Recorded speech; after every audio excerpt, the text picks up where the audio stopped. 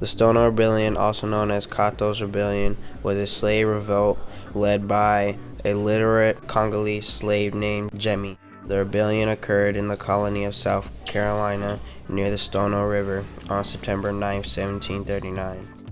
There was one main catalyst for this rebellion. As a part of Spain's fight for land against Britain, Spanish Florida offered freedom to slaves who escaped from British colonies.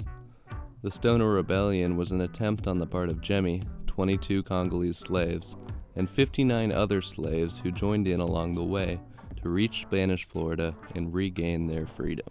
In the initial escape, the slaves burned 6 plantations and killed 20 to 23 whites.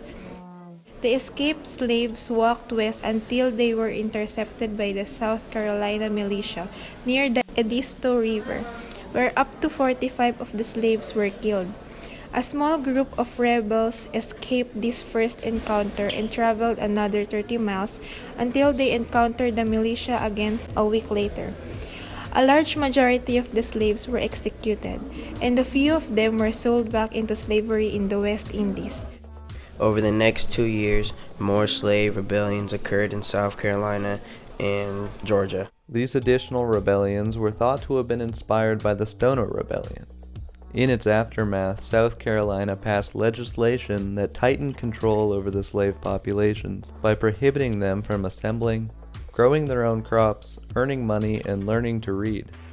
Additionally, work conditions for slaves were improved in order to reduce the potential of conflict. On top of all that, the law made it even more difficult for slaves to be freed, as representatives were afraid that the presence of free blacks would cause restlessness in the slave population. Additionally, both Georgia and South Carolina attempted to invade Spanish Florida in retaliation for its policies concerning runaway slaves.